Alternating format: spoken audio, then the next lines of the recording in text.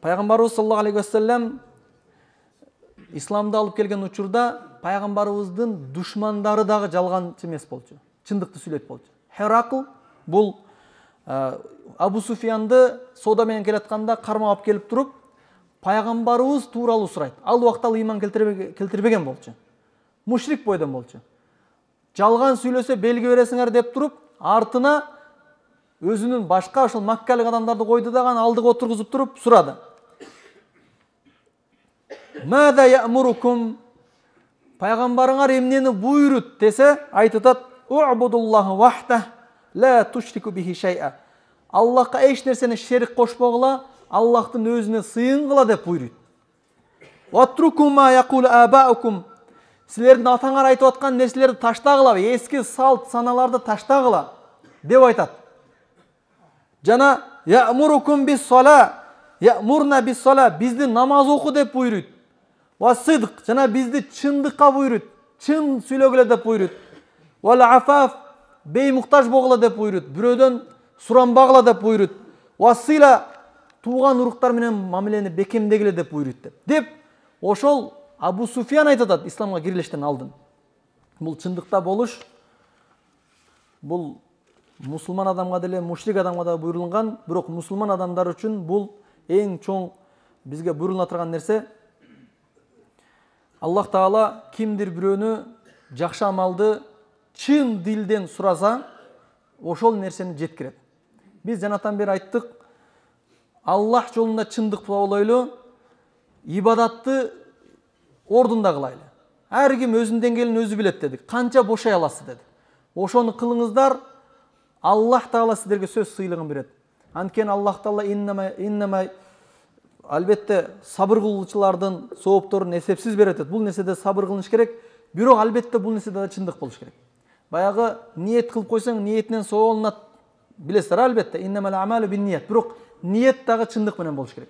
Мисалы, мен Аллах насип кылса, Аллахтын каламын окуй турган болом. Мен Аллах жолунда кайрымдуу боло турган адам боломун десе, ушул иштин үстүндө чындыкта аракет кылса, өзүн алдабаса, чында аракет кылса, боло албай калса дагы Аллах Таала берет. Бул боло турган нерсе. Пайгамбар саллаллаху алейхи ва саллям айткан бул нерсени.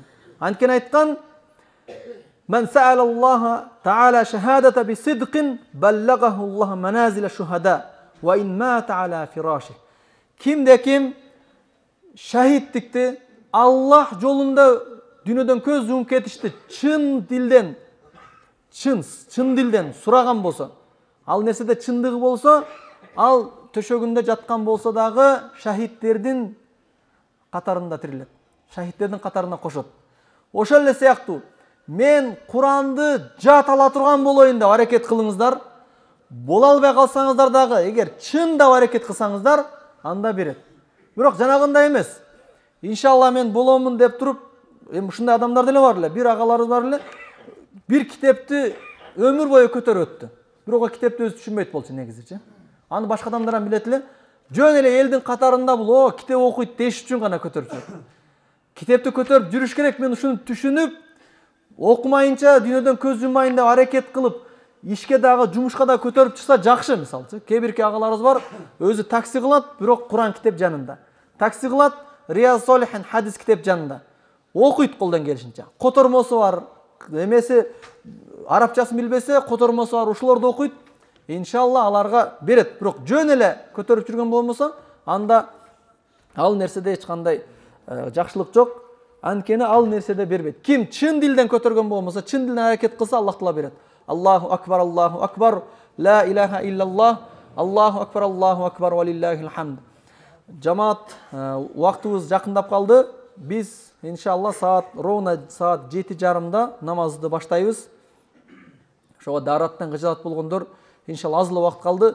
Бирок өтө дарат, бамдаттан бери дарат өтө кыстап калды дегендер болмосо, убактыбыз бар, дарат алып, кайра келсеңиздер дагы болот. Анткени бул айт намазы бир жылда 2 эле жолу окулат. Ушул нерседен дагы калып калбаңыздар. Бирок кеч калып калган адамдар башка 5 убакыт намазга уруксат эмес. Келсеңиздер айт намаз башталып калса, бул намаздын казасы жок намаз. Анда таяммум кылып окусаңыздар болот, сапка туруп калсаңыздар. Же болбосо ушул сапта турасыздар, чыгып даратканага жеткенге чейин намаз бүтүп кала турган болсо, чыгып даратканада даратка очередке туруп намаз окуп, дарат алып кайра келсен өтүп кете турган деңгээлде болсо дагы таяммум кылып туруп окуп алсаңыздар болот. Кээ бир адамдар уктап кетиши мүмкүн, кээ бир адамдар даратты кыстап, дарат сынып калган болушу мүмкүн. Эгер сааты жакындап калса, азыр убакыты бар, эскертип койтабыз да. Жакындап калган убакытта биз турган убакытта дарат сынса, ушинтип дарат алып койросуздар. Сырттагы адамдар айрыкча суук болуп атат. Бул бизге Аллах Тааланын берген жеңилдиги. Жетишпей калсаңыздар, таяммум кылсаңыздар болот. Анан бул айт намазы бир жылда бир жолу, эки жолу окулгандыктан көпчүлүк унутуп калат, кандай түрдө окуйт эле депчи. Имам албетте билет, имам окуган убакта аркадан ээрчиген адамдар адашып кетиши мүмкүн. Бир sıra кайталап өтөйлү. Эгер күндө окусак, баарыбызга жат болот эле. 2 рекеттүү намаз бизде бул важип намаз. Казасы жок, сөзсүз окулуш керек. Эркектер үчүн өзгөчө важип. Аялдар деле окуса болот, ушул аянчаларга келип окуса болот. Намаз 2 рекеттен турат. Жөнөкөй кадимки 2 рекет намаз бар го, багымдат намазы. Ошол сыяктуу эле окулат. 2 гана артыкчылык бар. Түшүндүңүздөр, а? Багымдат намазында эле имам сыртына чыгып окуйт, 2 гана артыкчылыгы бар. Жеңил кылып айтып атабыз. Ошон үчүн 2 эле айырмасы бар, калганы бирдей. Биринчи, имам Аллаху акбар намазды баштайт. Сиздер жүрөктөн айт намазын окууну ниет кылдым деп эле жүрөктөн айтасыздар. Тил менен дагы шарт эмес. Аллаху акбар деп уюйсуздар. Андан кийин имам Аллахка мактоолор айтат. Субханака Аллахума ва бихамдик ва табарака исмука ва таала жаддук ва ла илаха гайрук. Ичинен айтат. Сиздер дагы ичинен айтасыздар. Себеби имам сыртына чыгарбай окуган зикирлерди сиздер ичинен айтасыздар.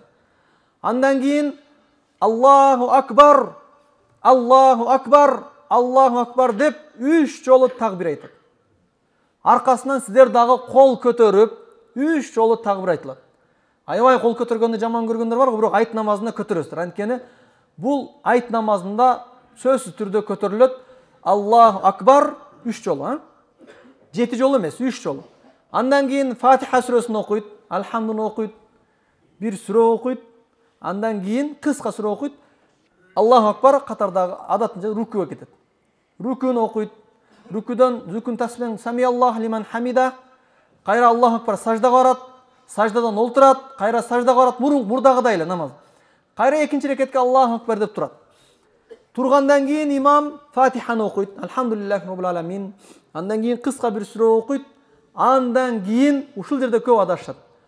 3 жолу такбир. Рукуга барбай туруп Аллаху акбар, Аллаху акбар, Аллаху акбар.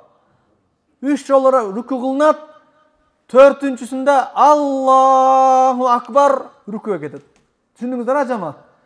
Көбүнчө биринчи такбирди айткан убакта рукуга кетип, кыжаатып кетесиз. Жандагы адамдар дагы адашып кетиши мүмкүн. Анткени көбүбүз бири-бирибизди карап калабыз да. Айрыкча мына бул экинчи этаждагы камера иштеп атса керек.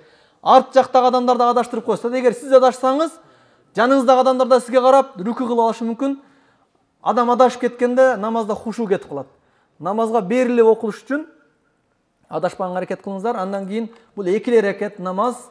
Базардагы иштер, бирөөлөр сиздерден карыз алган болгон болсо, бирөө капа алган болсо, баарын унутуп намазга көңүл буруп турасыздар. Адашпаңыздар, 2 гана рекет, иншалла. Түшүндүңүздөр, а? Анан иншалла ороза фитр бул важип садака. Кимде ким бере элек болсо, мына курбан айт, ороза айт намазды окуганга чейин берип жетишип калыңыздар.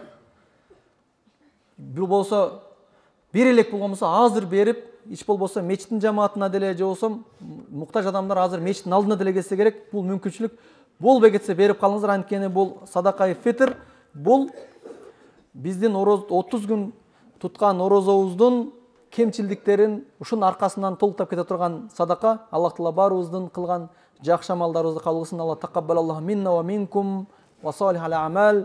Аллах Таала сиздердин дагы, биздин дагы жакшы амалдарыбызды кабыл кылсын. Аллаху акбар, Аллаху акбар, ла илаха иллаллах, Аллаху акбар, ва лиллахил хамд. Аллаху акбар, ла илаха иллаллах, Аллаху акбар, ва лиллахил хамд. Аллаху акбар, ла илаха иллаллах, Аллаху акбар, ва лиллахил хамд. Акыркы сөз жамаат кийинки келгенде укпай калды окшойт. Айт намазын окугандан кийин жамаат